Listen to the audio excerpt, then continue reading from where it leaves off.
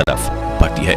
तभी officer Anusuiya Daisy हाथ पकड़कर उसे अपनी तरफ खींचने की कोशिश करती हैं, लेकिन राजीव उन्हें ऐसा करने से रोक देते हैं। अब 30 साल की ये नाटी, काली और चश्मे पहनी लड़की राजीव को चंदन की माला पहनाते हुए और पांव छूने के लिए नीचे झुकती है और तभी एक बड़ा धमाका होता है। चारों तरफ काले धुएं और आग की लपटें फैल जाती हैं, जिससे लोगों में भगदड़ मचने लगती है।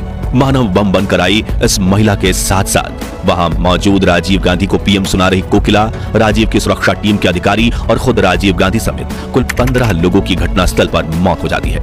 इसके अलावा 44 अन्य घायल हो जाते हैं, जिसमें 20 जिंदगी और मौत के बीच जूझ रहे थे। वहां से मुश्किल से 10 गज की दूरी पर गल्फ न्यूज की संवाददाता नीना गोपाल बताती हैं कि मैं राजीव के सहयोगी सुमन दुबे से बात कर रही थी। तभी अचानक मेरी आंखों के सामने बम फटा। मैं आमतौर पर सफेद साड़ी नहीं पहनती, उस दिन जल्दी में एक सफेद साड़ी पहन ली। बम फटते ही मैंने साड़ी की तरफ देखा, वो पूरी तरह से काली हो गई थी। उस पर मांस के टुकड़े और खून के छींटे पड़े हुए थे। ये चमत्कार ही था कि मैं बच गई, जबकि मेरे आगे खड़े सभी लोग मारे जा चुके थे। इतने में कांग्रेस के पूर्व अध्यक्ष रमा मूर्ति और नेताजी के मुपनार धमाके वाली जगह की तरफ भागते हुए आते हैं। तभी मुपनार जूतों से राजीव गांधी की पहचान करते हैं, जो हमेशा के लिए दुनिया छोड़कर जा चुके थे। मुपनार जैसे तैसे करके राजीव को सीधा करते हैं और उनके शरीर को एक चादर से ढक देते हैं। वहीं यह खबर आग की तरह दिल्ली भी पहुंच जाती है, जहां राजीव की मौत की खबर सुनकर सोनिया गांधी को अस्थमा का दौरा पड़ता है। उनकी बेटी प्रियंका गांधी जैसे तैसे करके अपनी मां को संभालती हैं और दोनों चेन्नई की तरफ रवाना होती हैं, जहां अस्पताल में शहीद राजीव गांधी का पार्थिव शरीर रखा गया था। वहीं यह खबर विदेश में पढ़ने गए राहुल गांधी तक भी पहुंचती है।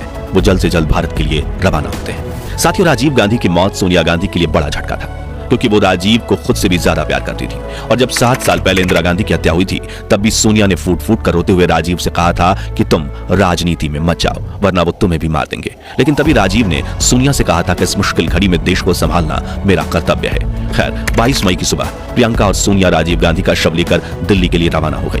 ये वो लम्हे थे जो हमेशा के लिए इतिहास के पन्नों में खून के लाल अक्षरों से छापे गए, जिनका जिक्र सोनिया की आंखों में आंसू और चेहरे पर उदासी ला देता है।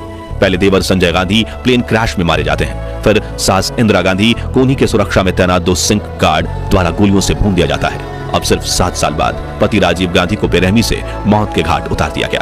खैर, घटनास्थल पर मरने वालों में एक नाम पत्रकार हरि बाबू का भी था, जिनकी छाती पर वो कैमरा पड़ा था जिसमें राजीव के जीवन के आखिरी पलों की कुछ तस्वीरें कैद थी। इसी कैमरे को सीबीआई ने फिर जब्त कर लिया और तस्वीरें रिकवर करके मानव बम बनकर सभा में पहुंची उस महिला का पता लगाया था। और हरि बाबू के कैमरे में छपी इन तस्वीरों ने सीबीआई के सामने कई राज खोले, जिन्होंने इन्वेस्टिगेशन टीम को तमिलनाडु के उग्रवादी संगठन लिट्टे तक पहुंचाया और कुछ ही दिनों में अनेकों को अरेस्ट किया गया। इसके साथ साथ सुप्रीम कोर्ट में 7 आरोपियों को दोषी मानकर सजा दी गई। तो साथियों, आज के लिए बस इतना ही। अगर पूर्व प्रधान